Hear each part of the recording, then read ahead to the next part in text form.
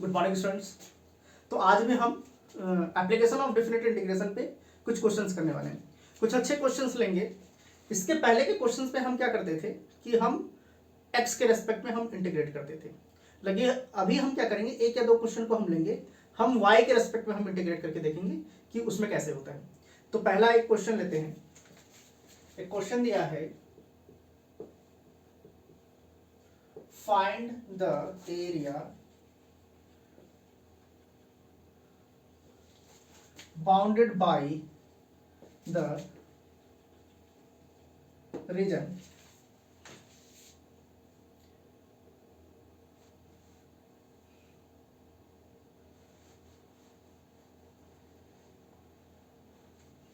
bounded by the curve y is equal to x square and y is equal to 4 type का equation होता है। तो यहां पर क्या है, ये आपका एक कर्व है, ये कर्व बनेगा हमेशा, और ये क्या होगा, एक स्ट्रेट लाइन है। तो इनके बीच का जो भी एरिया है, जो भी रीजन है इसके बीच का, उसका हमें एरिया निकालना है। तो पहले हम एक ग्राफ प्लॉट करते हैं, ग्राफ प्लॉट करके देखेंगे उसका एरिया हमें कैसे निकालना है। तो अगर इसका हम ग्राफ प्लॉट करें,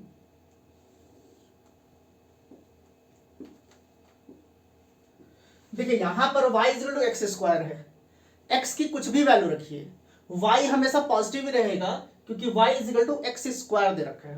x का वैल्यू अगर +2 रखते हैं तो y की वैल्यू 4 हो जाएगी, अगर x की वैल्यू -2 रखते हैं तो y की वैल्यू फिर भी +4 ही होगी, क्योंकि -2 का स्क्वायर क्या होता है, +4। तो इसका जो ग्राफ बनेगा, उसका ग्राफ कुछ इस टाइप से बनेगा, इस टाइप का ग्राफ बनेगा।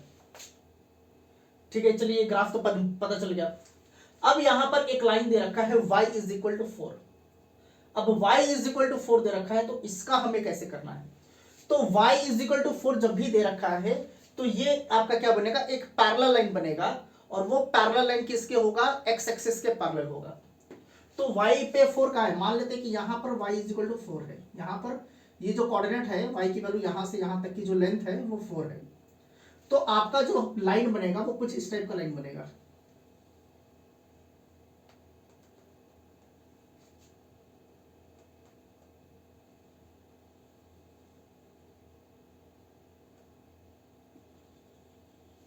ये वाला लेंथ अगर 4 है तो ये जो लाइन है, इस लाइन का इक्वेशन क्या है, y इक्वल टू 4, क्योंकि ये x एक्सिस से हमेशा 4 डिस्टेंस की दूरी पर रहेगा। y इक्वल टू 4 ये हो गया आपका। x इस लाइन के ऊपर x की वैल्यू कुछ भी है, यहां पर x की वैल्यू कुछ और होगी, यहां पर कुछ और होगी, यहां पर कुछ और होगी, लेकिन y एक्सिस की जो वैल्यू होगी वो हमेशा 4 ही होगी, वो चेंज नहीं होगा।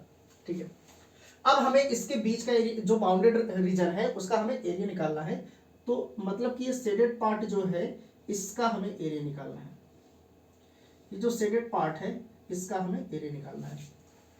अब हमें पता है कि ये जो आपका कर्व बन रहा है ये सिमेट्रिक है।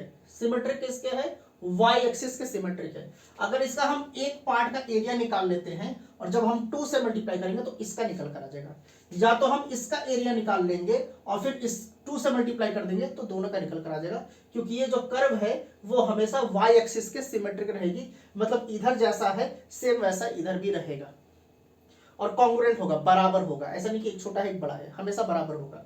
तो हम क्या करेंगे, हम एक साइड का एरिया निकाल लेंगे, एक साइड का एरिया निकालने के बाद हम क्या करेंगे, हम उसको 2 से मल्टीप्लाई कर देंगे। तो इसमें क्या करने वाले हैं, देखिए 2 तरीके से हम कर सकते हैं, इसका एरिया हम निकाल सकते हैं। 2 तरीके से हम इसका एरिया कैसे निकालेंगे, पहले हम क्या करेंगे, इस लाइन को इंटीग्रेट करेंगे। सबसे पहले तो ये पॉइंट पता करेंगे कि ये पॉइंट कौन सा है, ये जो पॉइंट ऑफ इंटरसेक्शन है, ये पॉइंट ऑफ इंटरसेक्शन क्या होगा, ये पता करने के लिए क्या करना पड़ेगा, इस इक्वेशन को और इस इक्वेशन को सॉल्व करना पड़ेगा, और जो भी यहां से x और y की वैल्यू निकल कर आएगी वही इस पॉइंट का कोऑर्डिनेट होगा। क्योंकि ये जो कर्व और ये लाइन यहां पर इंटरसेक्ट कर रहे हैं, तो इन दोनों के इक्वेशन को सॉल्व करेंगे तो ये पॉइंट का कोऑर्डिनेट निकल कर आ जाता है। ठीक है, वो पता करने के बाद हम इस लाइन को इंटीग्रेट करेंगे और लिमिट क्या लेंगे, 0, और यहां पर जो भी पॉइंट है ये x की जो भी यहां पर वैल्यू होगी उसको हम ले लेंगे। तो जब हम लाइन को इंटीग्रेट करेंगे तो ये पूरा का पूरा एरिया निकल कर आएगा, ये पूरा एरिया निकल कर आएगा। और जब इस कर्व को इंटीग्रेट करेंगे हम जीरो से लेकर ये इस पॉइंट तक, तो इसका निकल कर आ जाएगा। और जब हम इस लाइन वाले के एरिया से और जब इस वाले इस कर्व के एरिया से माइनस करेंगे तो ये वाला शेडेड पोर्शन निकल कर आ जाएगा। मतलब ये पूरे में से इसको माइनस कर देंगे तो ये निकल कर आ जाएगा। वो तो हम एक्स एक्सिस के रेस्पेक्ट में जब हम इंटीग्रेट करेंगे तब ये कंडीशन करना पड़ेगा हमें। लेकिन अगर हम इस डायरेक्टली इस कर्व को क्या करते हैं, इंटीग्रेट कर लेते हैं y के रेस्पेक्ट में, तो इस कर्व के y के डायरेक्शन में, इधर देखिए ये वाला डायरेक्शन में डायरेक्टली ये वाला आंसर हमारा, इसका एरिया निकल कर आ जाएगा। तो हम क्या करेंगे, यहां पर हम y के रेस्पेक्ट में इसको इंटीग्रेट कर लेंगे, y के रेस्पेक्ट में इंटीग्रेट करेंगे तो हमारा डायरेक्ट ये वाला पार्ट निकल कर आ जाएगा, ये वाला पार्ट। फिर उसको 2 से हम मल्टीप्लाई कर देंगे, ठीक है। तो सबसे पहले हम क्या करते हैं, यहां पर हमें लिमिट्स तो पता करना पड़ेगा। लिमिट्स हम कैसे पता करेंगे, देखिए यहां पर x की वैल्यू क्या है, यहां पर x की वैल्यू तो चलिए 0 है, यहां पर x की वैल्यू क्या है और y की वैल्यू क्या है ये हमें पता करना पड़ेगा। y की वैल्यू तो देखिए हमेशा 4 ही रहेगा, यहां पर y की वैल्यू चेंज नहीं हो सकती क्योंकि y 4 है, यहां पर y की वैल्यू 4 रहेगी। तो x की वैल्यू क्या होगी उसको पता कर लेते हैं। तो यहां से y 4 है, अगर यहां पर हम y 4 लिख लेते हैं, यहां से कर लेते हैं given y x square and y 4, ये इक्वेशन फर्स्ट है, ये आपका क्या है सेकंड। तो यहां लिख देंगे इन इक्वेशन फर्स्ट y की वैल्यू 4 है तो यहां 4 रख देंगे, 4 is equal to x square, और यहां से x की वैल्यू क्या आ जाएगी, x is equal to +-2, x की वैल्यू क्या आ गई +-2, x की वैल्यू +-2 कहने का मतलब कि ये वाला आपका क्या होगा 2 और यहां वाला आपका क्या होगा, ये यहां पर भी तो इंटरसेक्ट कर रहा है, ये वाला होगा आपका -2, ये हो जाएगा आपका, ठीक है। तो हमें ये पॉइंट पता चल गया। देखिए यहां पर y की वैल्यू तो 4 ही रहेगी, तो इसका जो कोऑर्डिनेट रहेगा वो होगा 2,4, इस पॉइंट का कोऑर्डिनेट होगा। अब हमें क्या करना है, हमें इस कर्व को इंटीग्रेट करना है और लिमिट क्या करनी चाहिए। देखिए हमें ये तो पता करने की जरूरत ही नहीं थी, ये तो हमने सिर्फ पता कर लिया कि अगर इंटरसेक्शन पॉइंट हमें निकालना है तो हम इस तरीके से निकालेंगे। अगर x के रेस्पेक्ट में आप लोग इंटीग्रेट करते हैं तब इसका एरिया निकालकर इसके एरिया से अगर माइनस करते हैं तो इस पॉइंट की जरूरत पड़ेगी। लेकिन हम क्या करने वाले हैं, हम y एक्सिस के रेस्पेक्ट में इसको इंटीग्रेट करने वाले हैं। तो y एक्सिस पे हमें 0 और ये पॉइंट हमें 4 पहले ही से पता है, तो ये पॉइंट पता करने की जरूरत नहीं है, आप लोग x के भी कर सकते हैं। तो हम लोग डायरेक्ट y से लेकर करते हैं, यहां पर हो जाएगा, हम लिख देंगे एरिया ऑफ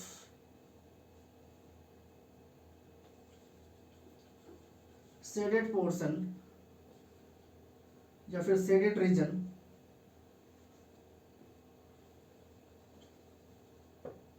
शेडेड रीजन का लेंगे तो एरिया हम ले लेंगे, लिमिट्स क्या लेंगे हम 0 से 4 लेंगे, 0 से 4 ले लेंगे और हम क्या करने वाले हैं, हम y के रेस्पेक्ट में हम इंटीग्रेट करने वाले हैं। तो अगर y के रेस्पेक्ट में हम इंटीग्रेट करने वाले हैं तो हमें यहां पर जैसे y इज इक्वल टू नहीं होना चाहिए, क्या होना चाहिए x इज इक्वल टू। तो अगर इसको हम थोड़ा सॉल्व करते हैं, जैसे y equal to x square है, यहां से x इज इक्वल टू क्या हो जाएगा √y। तो यहां पर y के रेस्पेक्ट में अगर हम इंटीग्रेट कर रहे हैं तो यहां पर y होना चाहिए, x नहीं होना चाहिए। तो यहां पर आपका हो जाएगा √y और यहां पर क्या हो जाएगा dy। और एरिया निकाल रहे थे तो यहां पर क्या हो जाएगा, इसको 2 से भी इसको मल्टीप्लाई करना पड़ेगा। क्यों 2 से मल्टीप्लाई कर रहे हैं, क्योंकि यहां से 0 से 4 निकाल रहे हैं, इसको हम कर रहे हैं तो सिर्फ यहां तक का निकल कर आ रहा है। फिर इसको भी एक बार करेंगे और y के रेस्पेक्ट में तो निकल कर आएगा, इसलिए ये दोनों सिमेट्रिक है। तो हम इसको क्या कर रहे हैं 2 से मल्टीप्लाई कर दे रहे हैं, ये हमने 2 से मल्टीप्लाई कर दिया। अब यहां पर हो जाएगा आपका एरिया 2, अब √y है। अब √y कहने का मतलब होता है y⁴1/2। अब अगर इसको इंटीग्रेट करना है तो इसको इंटीग्रेट कैसे करेंगे, y⁴1/2 +1/2 और अपॉन में क्या, सॉरी +1 होता है यहां पर, +1/1/2 +1 ये होता है। अब इसको अगर सॉल्व कर ले तो क्या हो जाएगा y⁴3/2 और डिनोमिनेटर में भी हो जाएगा 3/2, ये हो जाएगा। अब इस 2 को ऊपर भेज देते हैं तो यहां से हो जाएगा 2/3 y, यहां पर 1/2 है तो इसको हम ऐसे लिख सकते हैं, देखिए √y³ y³ को लिख सकते हैं, यहां पर y⁻³ है और यहां पर 1/2 है, तो 1/2 का मतलब होता है अंडर रूट। अब यहां पर 3y है, 3y मल्टीप्लाई हो रहे हैं तो इसमें से 2y बाहर निकल सकता है, तो इसको हम ऐसे भी लिख सकते हैं 2/3y√y, हम ऐसे लिख सकते हैं, ये ऐसे लिख सकते हैं। या फिर आप ये पावर ऐसे है तो इसको पावर को भी वैसे रहने दीजिए, हम ऐसे भी लिख सकते हैं, यहां से हो जाएगा 2/3y⁻², ऐसे भी रहने दीजिए, क्योंकि जब हम लिमिट्स रखेंगे तो ये पावर को तो सॉल्व करना ही पड़ेगा।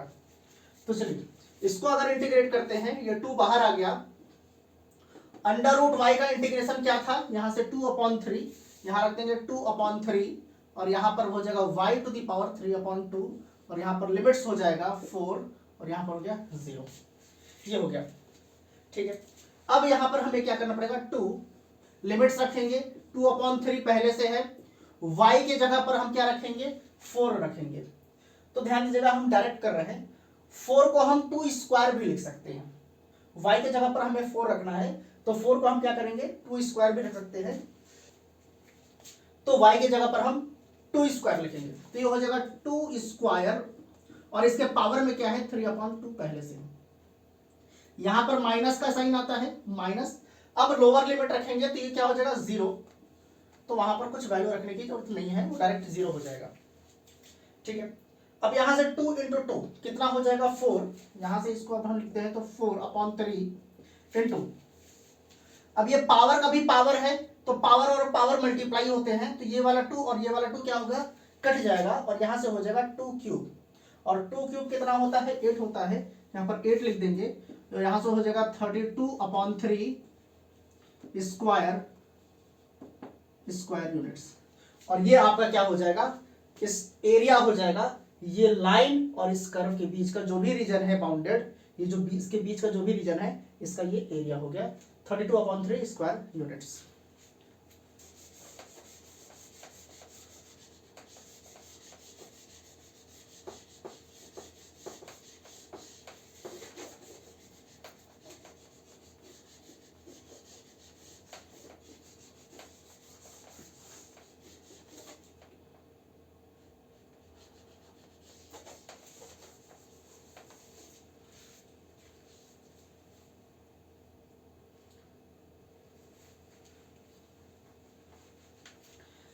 चलिए एक और क्वेश्चन लेते हैं। क्वेश्चन है find the area of sector bounded by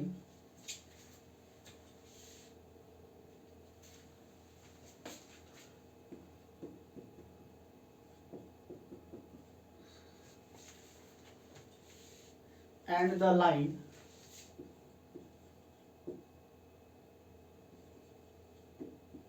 y is equal to x.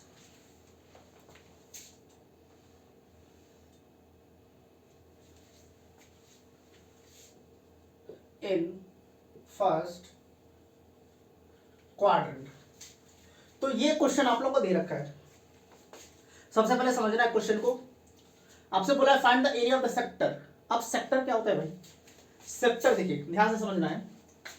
अगर एक सर्कल है, अगर एक सर्कल है तो अगर सर्कल के सेंटर को हम, जैसे कोई भी दो रेडियस, अगर मान लेते हैं ये सेंटर है, इसके किसी भी दो रेडियस को हम ज्वाइन करते हैं, ये ऐसे ज्वाइन करते हैं, तो ये वाला जो पार्ट है, ये वाला जो पार्ट है, इसको हम क्या कहते हैं, सेक्टर कहते हैं। ये माइनर सेक्टर है और ये भी सेक्टर है, इसको हम मेजर सेक्टर कहते हैं। ये आपका है माइनर सेक्टर, ठीक है। तो सेक्टर तो समझ में आ गया। अब समझना इसमें बोला क्या जा रहा है, find the area of the sector bounded by x² + y² = 16। अब ये इक्वेशन क्या चीज का है, ये इक्वेशन जो है ये सर्कल का इक्वेशन है। सर्कल का जो इक्वेशन होता है वो होता है x² + y² = r²।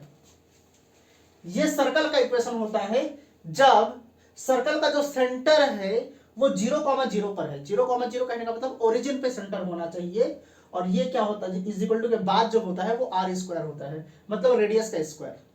इसका मतलब कि अगर यहाँ पर x square plus y square equal to 16 दे रखा है, तो 16 को हम 4 स्क्वायर भी लिख सकते हैं, यहाँ पर 4 स्क्वायर भी लिख सकते हैं। अब 4 स्क्वायर अगर लिख सकते हैं, इसका मतलब 4 जो हो जाएगा वो रेडियस हो जाएगा, और इस सर्कल का सेंटर किस पे होना चाहिए, ओरिजिन पे होना चाहिए। तो अगर हम इसको यहां से ऐसे ज्वाइन करें, अगर हम यहां से एक लाइन ड्रॉ कर लेते हैं, क्योंकि हमें क्वाड्रेंट्स तो ड्रॉ करने पड़ेंगे,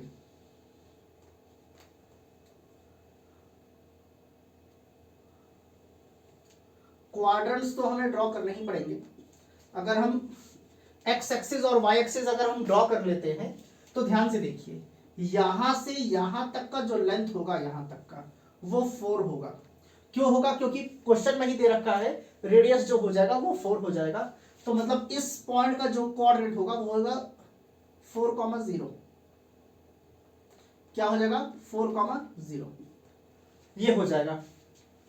ठीक है, अब आपसे बोला है, चलिए ये तो सर्कल हमने ड्रॉ कर दिया, मान लीजिए सर्कल का सेंटर जो है वो ओरिजिन पे है, ये 0,0 है, और रेडियस इसका क्या है, 4 है रेडियस। ठीक है, अब आपसे बोला है and the line y is equal to x.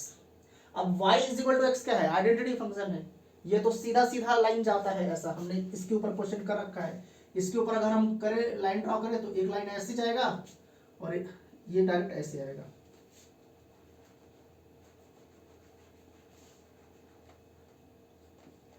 ये लाइन क्या है, ये लाइन है y is equal to x, y is equal to x का ये लाइन है, मतलब कि x की वैल्यू जो होगी वही y की वैल्यू होगी। x अगर नेगेटिव है तो y भी नेगेटिव है। तो ये जो लाइन है इस सर्कल को 2 पॉइंट पर टच कर रहा है, लेकिन आपसे बोला है find the area of the sector bounded by this in first quadrant. ये फर्स्ट क्वाड्रेंट होता है, ये सेकंड होता है, ये क्या होता है थर्ड, और ये क्या होता है फोर्थ। तो हमें सिर्फ फर्स्ट क्वाड्रेंट में जो भी एरिया बाउंड कर रहा है, रीजन बाउंड कर रहा है, उसका हमें एरिया निकालना है। तो इस सर्कल और इस लाइन के बीच का एरिया निकालना है, मतलब कि ये वाले पार्ट का एरिया निकालना है हमें, इस लाइन और इस एक्स एक्सिस के, क्योंकि हम अगर एक्स एक्सिस के रेस्पेक्ट में इंटीग्रेट कर रहे हैं तो इसके नीचे का करना, ये करना पड़ेगा, ये वाला पार्ट। ठीक है, तो यहां से ध्यान से देखना है। अब हमें यहां पर क्या करना पड़ेगा, देखिए एक चीज यहां पर आप लोग को बहुत ध्यान से देखना पड़ेगा। यहां पर जो इंटरसेक्टिंग पॉइंट है, अगर हम यहां से एक लाइन ड्रॉ करें, एक लाइन ड्रॉ करें, तो अगर हम इस लाइन को इंटीग्रेट करते हैं x के रेस्पेक्ट में, तो सिर्फ ये वाला पार्ट निकल कर आएगा, इस वाले पार्ट का एरिया निकल कर आएगा।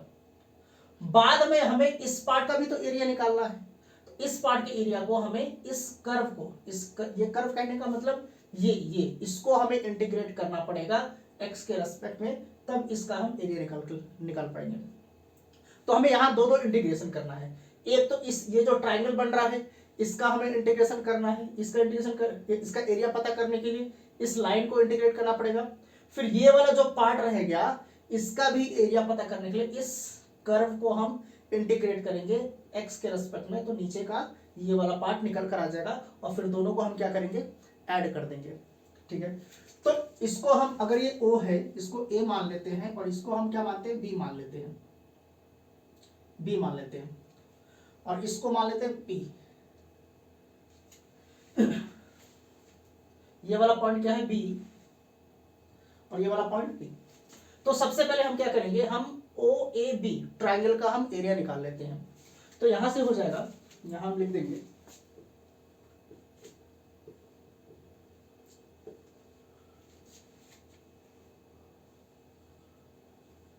Area of bounded region is equal to, अब एरिया ऑफ बाउंडेड रीजन अगर आपको निकालना है तो यहां आपको करना पड़ेगा ट्राइंगल, कौन से ट्राइंगल का निकालना पड़ेगा, यहां लिख देंगे area of ABO plus area of APB। ये दोनों का एरिया हमें क्या करना पड़ेगा, ये ABO ये ट्राइंगल है और APB ये ट्राइंगल नहीं है, तो इसका अलग अलग निकाल कर हमें ऐड करना पड़ेगा। तो सबसे पहले हम एरिया ऑफ ट्राइंगल ABO निकाल लेते हैं। अब ध्यान से देखिए, यहां पर अगर हमें इसका एरिया निकालना है तो इसका एरिया निकालने के लिए लिमिट्स तो हमें पता होना चाहिए। अब ये तो हमें पता है ओरिजिन है, लेकिन ये वाला पॉइंट तो हमें पता ही नहीं। अब ये पॉइंट पता करने के लिए हमें ये पॉइंट पता करना पड़ेगा। यहीं से तो ये परपेंडिकुलर लाइन आ रहा है, तो यहाँ पर जो भी x का वैल्यू होगा वही यहाँ पर x का वैल्यू होगा। तो ये वाला पॉइंट हमें कैसे पता चलेगा?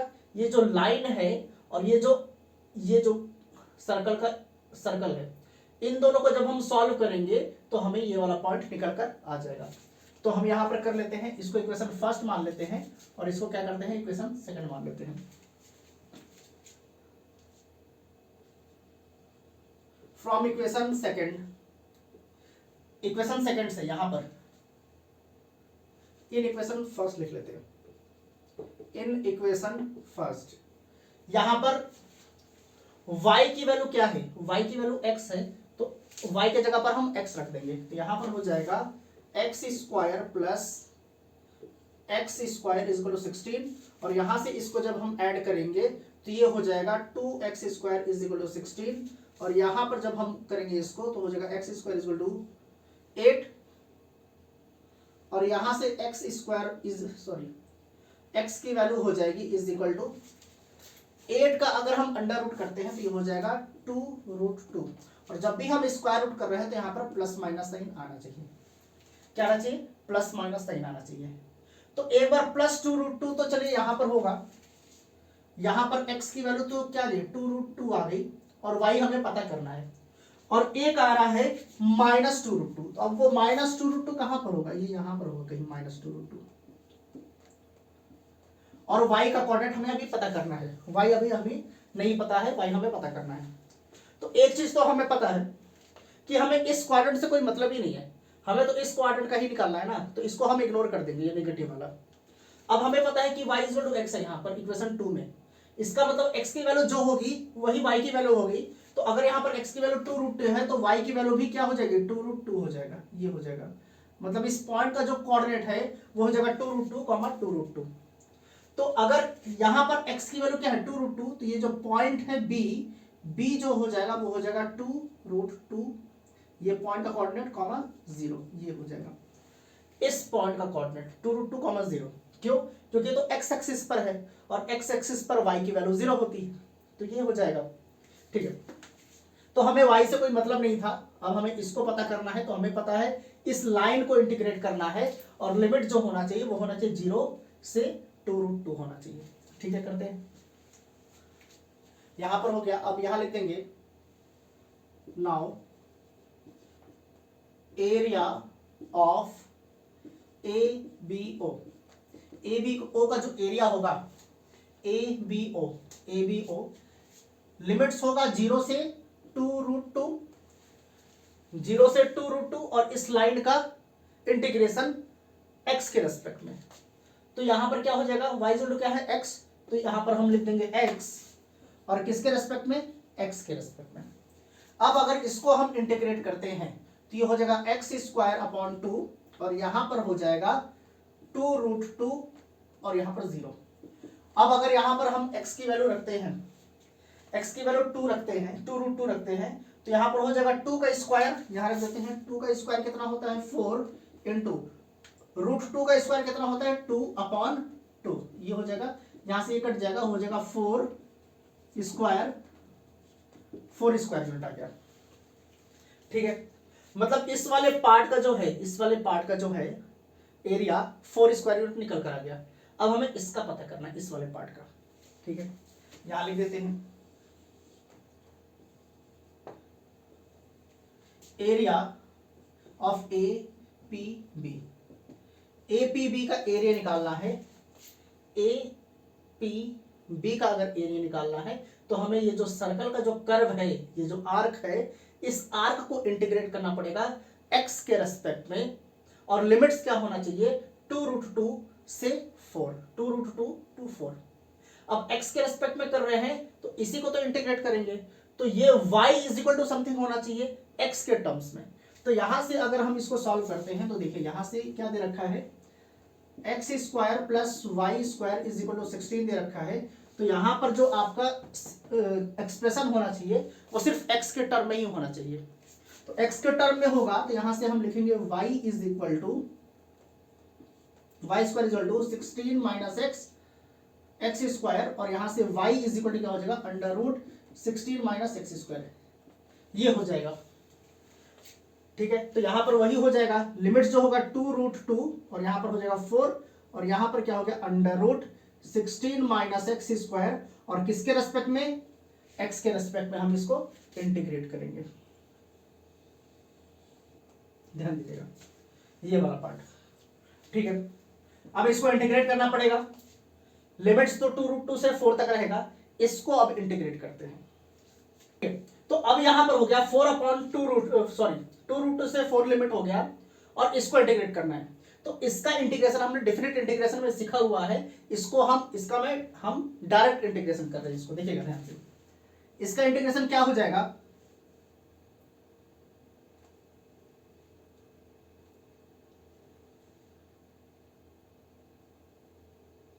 इसका इंटीग्रेशन हो जाएगा x/2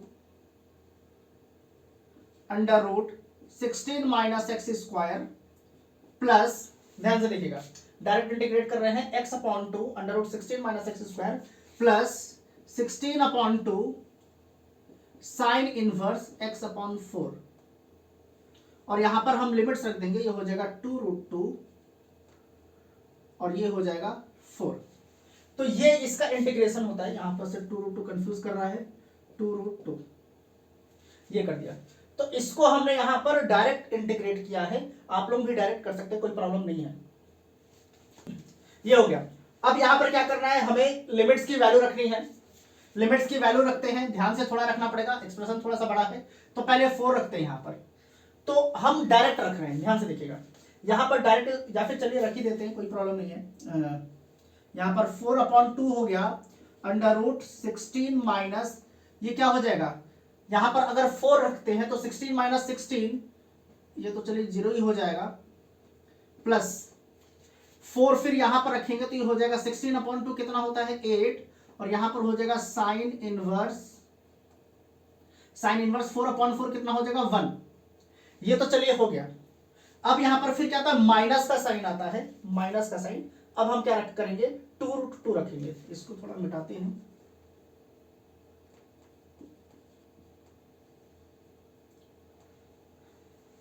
साइन इनवर्स, अब यहां पर माइनस साइन आता है, अब यहां पर 2√2 रखेंगे तो ये हो जाएगा 2√2/2, और यहां पर हो जाएगा अंडर रूट, अच्छा 16 माइनस 2 का स्क्वायर 4 और √2 का स्क्वायर 2, तो 4 2 8, यहां पर हो जाएगा 8, और इस माइनस की वजह से ये भी माइनस में कन्वर्ट हो जाएगा माइनस, अब यहां पर है 16/2 मतलब कि 8, और यहां पर हो जाएगा साइन इनवर्स, x के जगह पर 2√2 रखा, तो यहां पर देखिए, यहां सॉल्व करते हैं, 2√2/4, तो ये कट जाएगा और ये कैंसिल हो जाएगा 1/√2, तो ये हो जाएगा, यहां पर हम लिख सकते हैं 1/√2, हम ये लिख सकते हैं, इसको ध्यान देना है। अब ये वाला पार्ट तो चलिए 0 हो गया, ये वाला पार्ट तो 0 हो गया, 16 माइनस 16 0, और ये इससे मल्टीप्लाई हुआ तो 0 हो जाएगा, यहां पर बचा 8, तो इसको लिखेंगे 8। अब यहां पर है साइन इनवर्स 1, अब 1 साइन के किस एंगल पर आता है, साइन के 90 डिग्री पर आता है, तो इस 1 के जगह पर हम लिख सकते हैं, इस 1 के जगह पर लिख सकते हैं साइन π/2, तो साइन π/2 और यहां पर साइन इनवर्स है, तो साइन इनवर्स और साइन कैंसिल आउट हो जाएगा, यहां पर सिर्फ बच जाएगा π/2, तो हम उसको यहां पर डायरेक्ट लिख रहे हैं π/2, ध्यान दे दीजिएगा, 1 के जगह पर हम साइन π/2 लिख सकते हैं, क्योंकि साइन 90 डिग्री, π/2 का मतलब 90 डिग्री, और साइन 90 डिग्री 1 होता है, साइन इनवर्स साइन कट जाएगा और π/2 आ जाएगा, माइनस ये वाला पार्ट कट गया, ठीक है, 16 माइनस 8 कितना होता है, 8 होता है, और अगर अंडर रूट 8 है, ऐसा कुछ है अंडर रूट 8, तो इसको हम लिख सकते हैं 2√2, इसको हम 2√2 लिख सकते हैं, तो 2√2 मतलब कि एक √2 है और एक √2 है, तो √2 इंटू √2 कितना हो जाएगा 2, और एक 2 पहले से है, तो 2 इंटू 2 कितना हो जाएगा 4, हम यहां लिख देंगे 4, माइनस, अब साइन के किस एंगल पर 1/√2 होता है, तो साइन साइन 45 डिग्री 1/√2 होता है। तो साइन 45 डिग्री अगर 1/√2 होता है, 45 कहने का मतलब π/4, तो साइन π/4 1/√2, मतलब इसके जगह पर साइन π/4 लिख सकते हैं। तो साइन और साइन इनवर्स कट जाएगा और 1/√2 के जगह क्या आ जाएगा, सिर्फ π/4 आ जाएगा। तो यहां पर 8 है और हम यहां पर लिख सकते हैं इनटू π/4, हम ये लिख सकते हैं। यहां से ये कट जाएगा, हो जाएगा 4π, और 4 ये कट जाएगा, हो जाएगा 2π। अब यहां से हो गया आपका 4, अच्छा ये 4π, और यहां से हो गया -2π। ध्यान से देखिए, 4π, यहां से 4π और यहां से -2π, तो ये हो जाएगा 2π, और यहां से हो जाएगा -4, और ये हो जाएगा स्क्वायर यूनिट्स। तो इस वाले पार्ट का ये निकल कर आ रहा है, और ये जो ट्राइंगल था उसका क्या निकल कर आ रहा है, 4 स्क्वायर यूनिट। इस वाले पार्ट को मिटाते हैं, इस वाले पार्ट को,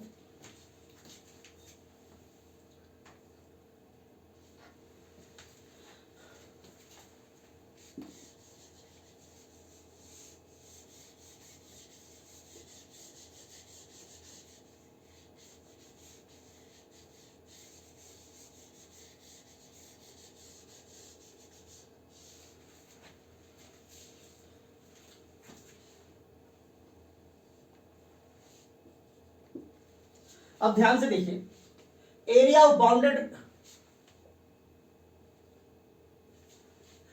बाउंडेड रीजन क्या था, इसका एरिया प्लस इसका एरिया, मतलब कि इस एरिया को और इस एरिया को हमें ऐड करना है। तो हम यहां लिख देंगे एरिया ऑफ